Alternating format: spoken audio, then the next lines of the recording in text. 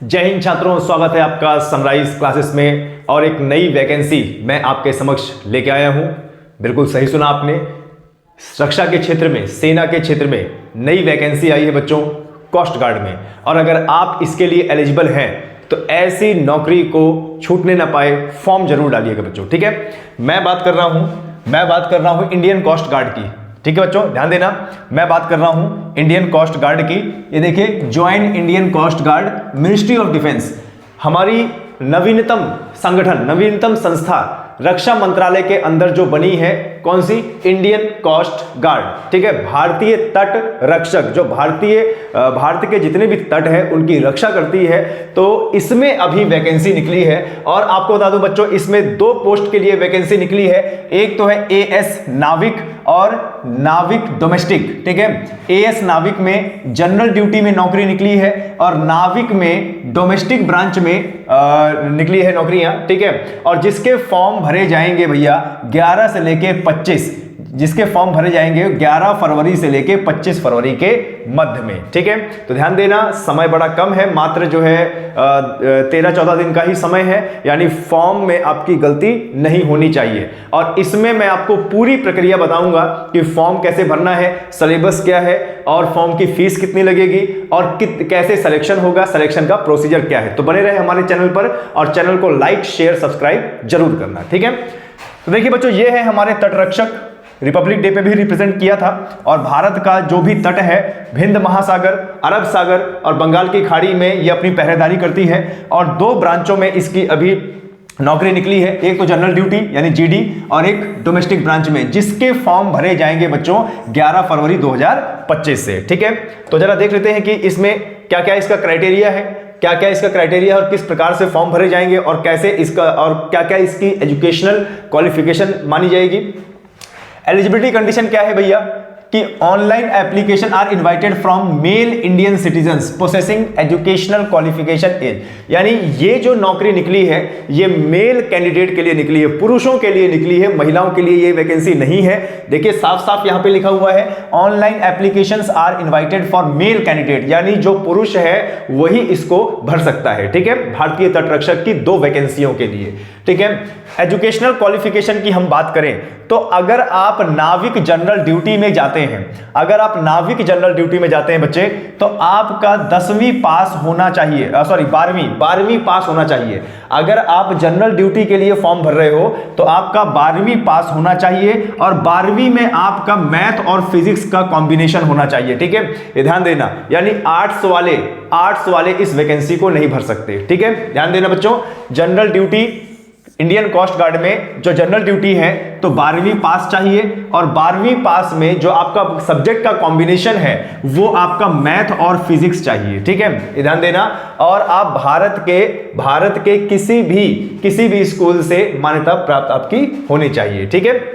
उसके बाद जरा देखिए, नाविक डोमेस्टिक की हम बात करें, डोमेस्टिक ब्रांच की, तो आपका 10वीं पास होना चाहिए, है ना, 10वीं पास, डोमेस्टिक ब्रांच में 10वीं पास और जनरल ड्यूटी में 12वीं पास और 12वीं के साथ में मैथ और फिजिक्स आपके सब्जेक्ट होना चाहिए। तो ये चीज आपने जान लिया। दो चीजें हैं यहां पर, एक तो पुरुष अभ्यर्थियों के लिए है ये नौकरी, और दूसरा अगर आप जीडी के लिए भर रहे हो तो 12वीं में मैथ और फिजिक्स होना चाहिए, यानी फिजिक्स केमिस्ट्री मैथ कॉम्बिनेशन या फिजिक्स केमिस्ट्री बायोलॉजी, यानी पीसीबी और पीसीएम वाले भी इसको भर सकते हैं, ठीक है। और अगर डोमेस्टिक ब्रांच में आप जा रहे हो तो डोमेस्टिक ब्रांच में आपका क्लास 10th पास यानी 10वीं पास ये होना चाहिए, ठीक है। ओके, आगे देख लेते हैं। एज की बात करें बच्चों, एज की कि किस किस एज को यहां पे लिया जाएगा, तो कम से कम आपकी 18 साल उम्र होनी चाहिए और ज्यादा से ज्यादा आपकी 22 साल उम्र होनी चाहिए, ठीक है। कम से कम 18 साल और ज्यादा से ज्यादा 22 साल, ठीक है।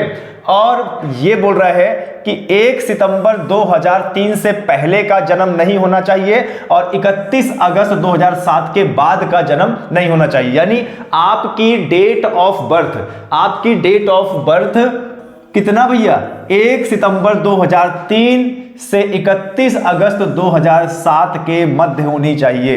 क्लियर है? यानी 1 सितंबर 2003 से पहले का अगर आपकी आपकी डेट, ध्यान देना यहां पे, आपकी डेट अगर 31 अगस्त भी है ना तो भी आप इसको अप्लाई नहीं कर सकते, क्योंकि देखिए 1 सितंबर 2003 से पहले का जन्मा नहीं होना चाहिए और 31 अगस्त 2007 के बाद का नहीं होना चाहिए। अगर आपकी डेट ऑफ बर्थ इन दोनों के मध्य है तो आप इसमें डाल सकते हैं फॉर्म, ठीक है। उसके बाद जरा देखिए, अगर कोई लड़का ज्यादा उम्र का हो गया है तो उसको आयु छूट भी दी गई है, 5 साल की छूट दी गई है SC ST को और 3 साल की छूट दी गई है OBC को, ठीक है। यानी अगर आप इस क्राइटेरिया में नहीं आ रहे हैं, एज थोड़ी सी बढ़ गई है, 22-23 साल हो गया है और अगर आप SC ST कैटेगरी में आते हैं तो 5 साल की छूट दी जाएगी, यानी आप 27 साल के हो तो भी इसको फॉर्म भर सकते हो। और OBC जो अभ्यर्थी हैं, जो कैंडिडेट OBC के हैं, उनको 3 साल की छूट दी गई है, यानी अगर उम्र निकल भी गई है तो भी कोई दिक्कत की बात नहीं है, SC ST कैंडिडेट और OBC डाल सकते हैं। अब जरा देखते हैं कि कहां कहां पर किस किस जोन में कौन कौन सी वैकेंसी आई है, ठीक है। तो जोन हमारे बटे हुए हैं नॉर्थ यानी उत्तर, वेस्ट पश्चिम और ईस्ट पूर्व और साउथ और सेंट्रल, ठीक है।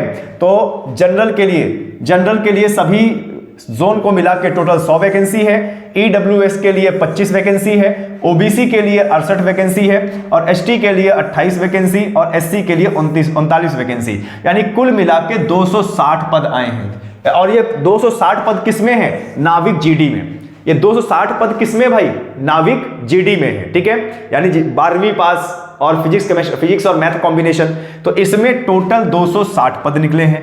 वही हम डोमेस्टिक का देख लेते हैं।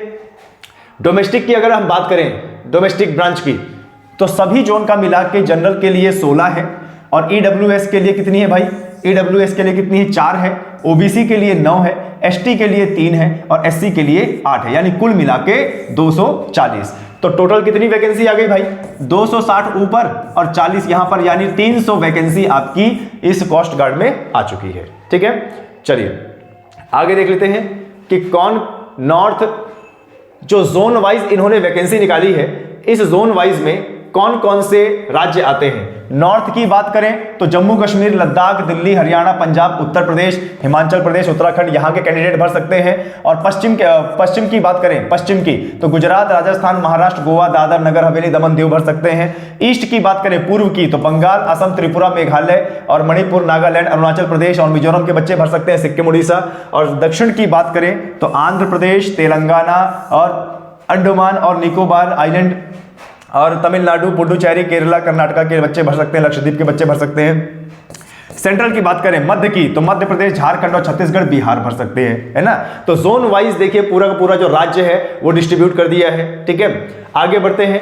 साफ साफ लिखा हुआ है यहाँ पे, साफ यहां पे लिखा हुआ है कि these vacancies are tentative and may change, यानी ये जो वैकेंसी अभी लाई गई है ये अभी अस्थायी है, यानी इसको घटाया बढ़ाया जा सकता है समय के हिसाब से, ठीक है। चलिए आगे बढ़ते हैं और देख लेते हैं कि सिलेक्शन प्रोसीजर क्या होगा।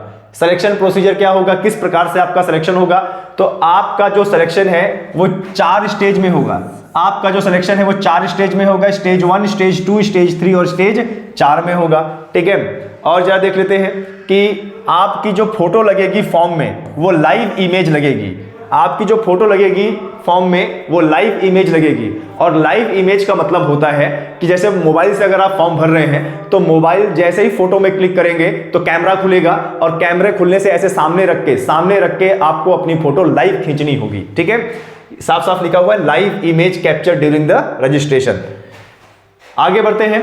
बायोमेट्रिक भी होगा, आपका लेफ्ट थंब इंप्रेशन होगा स्टेज 1 में। जब आप स्टेज 1 के लिए जाएंगे तो आपका जो बायां अंगूठा है उसका थंब इंप्रेशन लिया जाएगा ताकि यह सुनिश्चित किया जाए कि वही बच्चा आया है जिसने फॉर्म भरा है, ठीक है। ओके, तो चलो देख लेते हैं कि स्टेज 1 में क्या बताया गया है। स्टेज 1 में आपका कंप्यूटर बेस्ड एग्जाम होगा स्टेज 1 में, ठीक है। और स्टेज 1 के ही समय में आपका डॉक्यूमेंट वेरिफिकेशन भी होगा। Stage 1 candidates identity will be checked against detail filled by the candidate, मतलब जो भी आप फॉर्म में भरोगे और वो सारी चीजें चेक की जाएगी कि वही कैंडिडेट है या नहीं, क्योंकि आजकल आप देख रहे हो कि नौकरियों में बहुत ज्यादा धांधली हो रही है ना। चलिए आगे देख लेते हैं। बायोमेट्रिक रिकॉर्डिंग भी आपकी होगी। ठीक है, क्लियर डॉक्यूमेंट वेरिफिकेशन आपका होगा, ठीक है, और बायोमेट्रिक डेटा को सेव किया जाएगा ताकि आगे वही डेटा मिले, ठीक है। उसके बाद बात करते हैं बच्चों पासिंग नंबर की। पासिंग नंबर की, अगर आप नाविक डोमेस्टिक ब्रांच के लिए कर रहे हैं तो सेक्शन 1 में आपको जनरल, ईडब्ल्यूएस और ओबीसी को कम से कम 30 नंबर लाने पड़ेंगे। नाविक, डीबी और इसको सेक्शन 1 में कम से कम आपको 30 नंबर लाने पड़ेंगे और एससी एसटी को कम से कम 27 नंबर। वही नाविक जीडी की बात करें तो सेक्शन पहला और सेक्शन दूसरा मिला के आपका जो है 30 + 20 50 नंबर होने चाहिए जनरल, ईडब्ल्यूएस और ओबीसी के लिए, और 44 नंबर होने चाहिए एससी और एसटी के लिए, ठीक है। आगे बढ़ते हैं, सेक्शन 1 एग्जाम का पैटर्न देख लेते हैं क्या है भाई। जो सेक्शन 1 है, सेक्शन 1 ज्यादा से ज्यादा 60 नंबर का होगा और इसमें आपको जो है 45 मिनट दिया जाएगा। टोटल क्वेश्चन कितने होंगे? 60 होंगे, ठीक है। मैथ में आपके 20 क्वेश्चन आएंगे, साइंस में 10, इंग्लिश में 15 और रीजनिंग में 10 और 5 जीके के आएंगे, ठीक है। जिसमें पासिंग नंबर 30 जनरल के लिए और एससी एसटी ओबीसी के लिए 10वीं पास। अच्छा, सेक्शन 2 की बात करें हम, सेक्शन 2 की बात, तो इसमें आपके टोटल 50 क्वेश्चन आएंगे, 30 मिनट दिया जाएगा और मैथ में 25 क्वेश्चन, फिजिक्स में 25 क्वेश्चन, और ईडब्ल्यूएस और जनरल ओबीसी के लिए मिनिमम पासिंग नंबर 20 और एससी एसटी के लिए 17, ठीक है। इसके बाद देखिए इसमें नॉर्मलाइजेशन भी किया जाएगा। फिर देखिए जब आपका स्टेज 1 क्लियर हो जाएगा तब आपको स्टेज 2 के लिए बुलाया जाएगा। जैसा भी परफॉर्मेंस आपका कंप्यूटर ऑनलाइन टेस्ट में रहेगा तो आपको स्टेज 2 में बुलाया जाएगा और सेकंड स्टेज में बुला के आपका असेसमेंट टेस्ट होगा, जहां पे आपका बायोमेट्रिक वेरीफाई होगा, आपका ओएमआर बेस्ड एग्जामिनेशन होगा और फिर वहां पर ये जो असेसमेंट टेस्ट होगा, अगर आप इसको जस्ट पास कर लेते हो तो आगे वाले प्रोसेस में पहुंच जाओगे। जैसे ही ये असेसमेंट टेस्ट पास करते हो तो आपको फिर फिजिकल फिटनेस टेस्ट के लिए बुलाया जाएगा, ठीक है, पीएफटी जिसको बोलते हैं। अब जरा देखिए पीएफटी, फिजिकल फिटनेस, क्योंकि सेना की भर्ती है, सेना की नौकरी है तो फिजिकल फिटनेस तो बहुत चाहिए, है ना। देखिए फिजिकल फिटनेस के लिए 1600 मीटर यानी 1.6 किलोमीटर 1600 मीटर की रेस होगी 7 मिनट में और 20 उठक बैठक आपको करने पड़ेंगे और 10 पुशअप्स आपको करने पड़ेंगे। तो जब आप ये पास कर लेते हो तो इसके बाद फिर आपका होगा क्या? इसके बाद आपका होगा डॉक्यूमेंट वेरिफिकेशन, और डॉक्यूमेंट वेरिफिकेशन में वो सभी डॉक्यूमेंट आपके चेक किए जाएंगे जो आपने अपलोड किए हैं या जो वहां पर मांग रहा है, ठीक है। चलिए तो यहां पर देख लिया।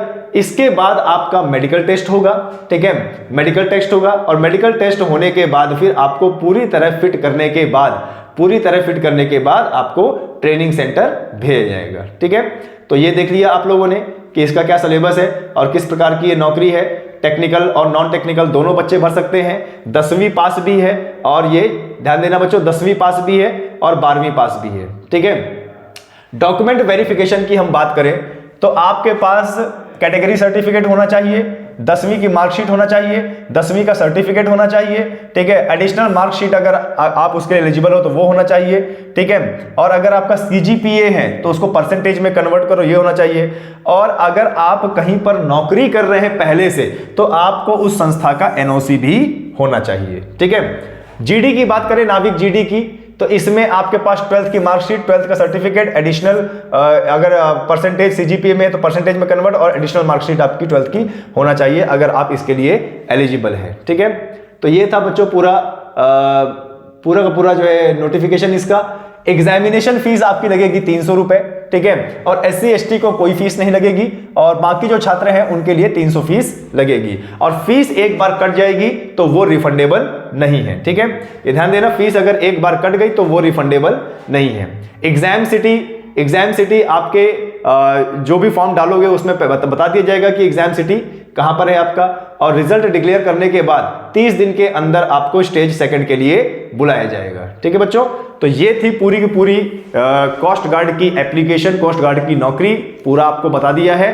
अगर आप एलिजिबल हो तो इसमें अप्लाई कर सकते हैं, ठीक है। बाकी हमारे चैनल को लाइक करें, शेयर करें, सब्सक्राइब करें। डिफेंस क्षेत्र की जितनी भी नौकरी आएंगी उसके बारे में आपको हम तुरंत जानकारी देंगे अपने चैनल के माध्यम से। जय हिंद।